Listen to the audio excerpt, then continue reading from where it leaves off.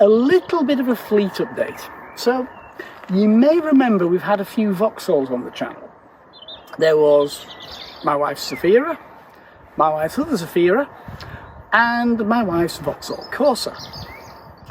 Well, the Zafira A, which was diesel, if you remember, that died of dodgy plumbing and a really bad water pump. The Zafira B died of a, as it turns out, crap engine. The Corsa, that decided to commit suicide with an incredibly bad MOT. So you'd think Vauxhalls would not be a car to go with next. Well, you'd think so, wouldn't you? Now we have the Meriva. The unusual thing about this is, certainly with certain Vauxhalls, you get the impression it's been put together by somebody who didn't know how to tighten things properly. But this is actually pretty well put together. It's almost as if Vauxhall actually figured out how to build a decent car. On the inside, for example, inside the ashtray, you've got the 12-volt power socket, the standard air conditioning controls, and that stereo. You know the one that appeared everywhere for ages. It was in the Zafira B. It was in the Corsa, C and D. It was in the Mark V Astra and probably the Mark IV as well. And here it is again in the Meriva.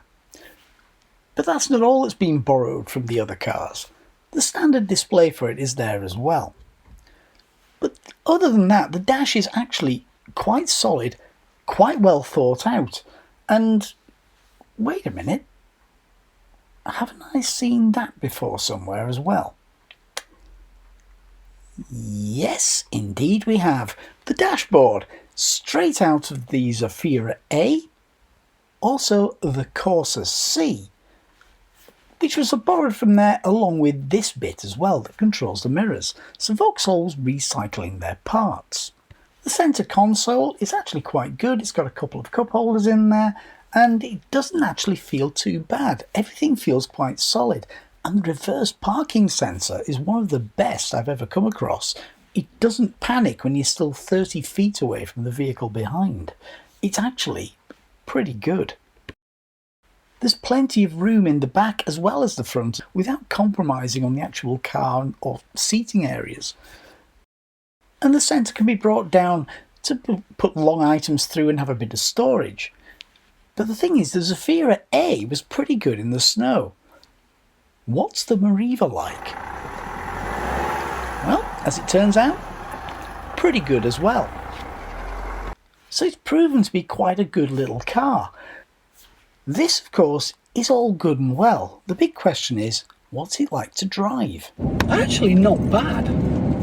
This particular one has a 1.4 litre engine, and while it's basically dragging around a car that's almost twice as heavy as a Vauxhall Corsa, it doesn't do too bad. It does have a little bit of a problem when it comes to hills though, and we do live in a particularly hilly area, and as a result it does struggle when going up hills. Having said that, if you're aware of this and you can anticipate it, it's not a massive problem. Build wise, it's actually pretty good. It feels fairly solid, it feels fairly firm.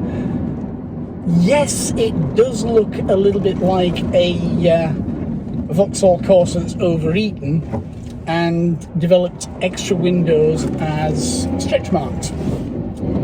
However, it isn't that bad.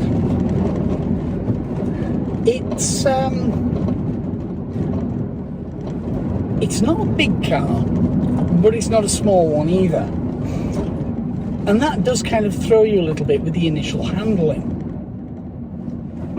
So you've got to kind of think a little bit sometimes when you first get into the car. But once you're used to it, it's great. It does everything you need. It has plenty of storage space, so SUVs of this particular size tend not to have big boots and concentrate a little bit more on getting passenger comfort, things like that. But to be fair,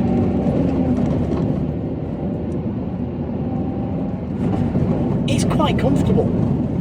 It's not like we've got cramped conditions anywhere. It's actually pretty good.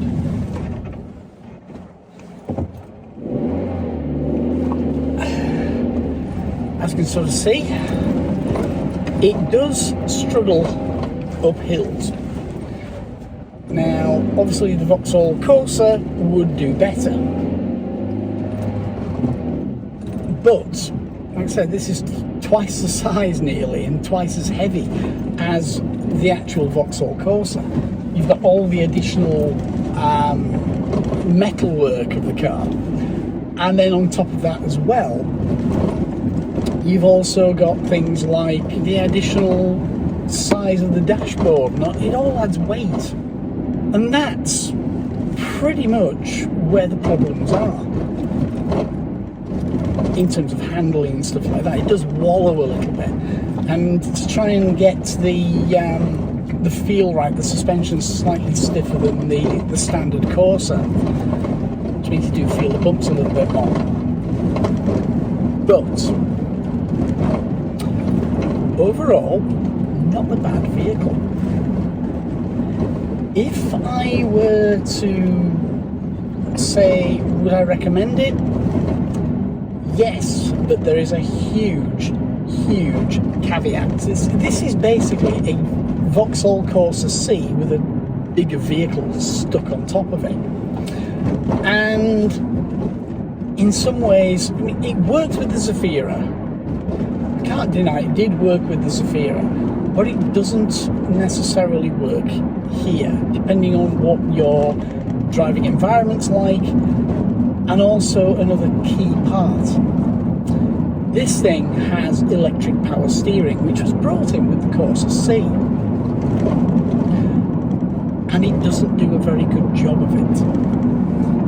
Basically, this car in America was recalled because the electric power steering kept failing. So there's a massive recall. The same problem occurs here. However, there has been no recall. The cure? A brand new steering column, ideally from a Meriva B. And this isn't exactly something that might not happen. Eventually, it will happen. With driving this one round today, it's happened twice. Oddly enough, people have reported it happening when you turn to extreme lock on your steering. Not with me today. Both times it's happened, it's been in stationary traffic, waiting for traffic lights to change. And the EPS light comes on, and that's it. You've got no power steering at all. And it's not exactly easy to steer without it. So you're kind of a bit stuck, really. Add to that the fact that you're struggling up hills, it could be a far better car. The one thing I would say is, though, if you've got the option of a 1.6, avoid that one. No.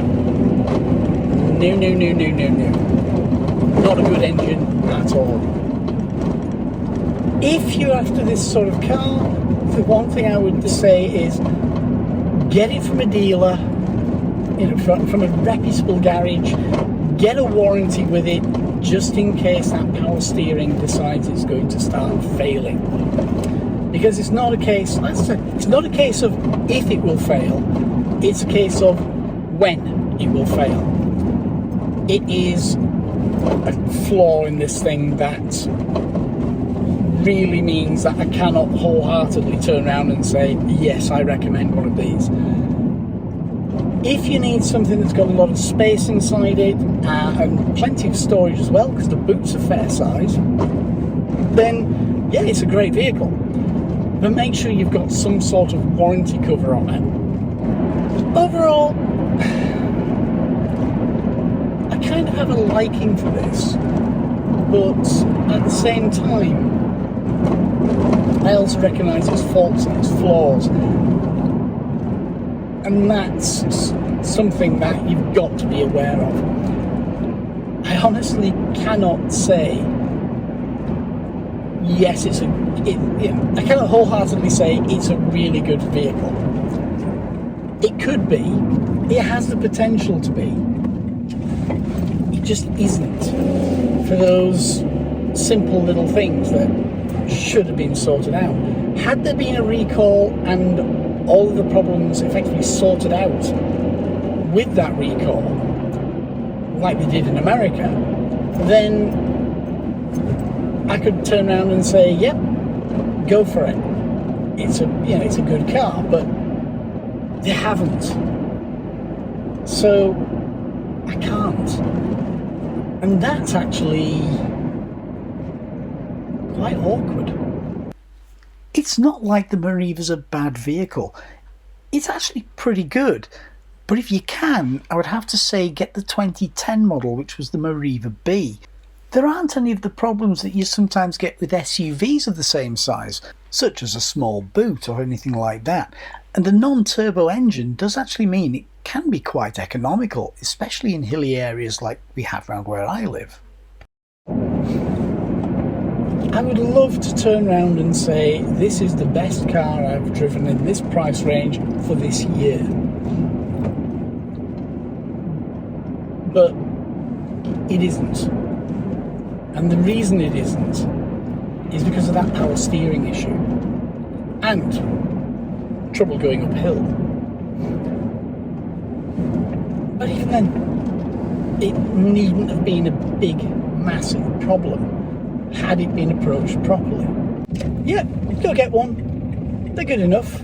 They're pretty good. But make sure you've got a warranty.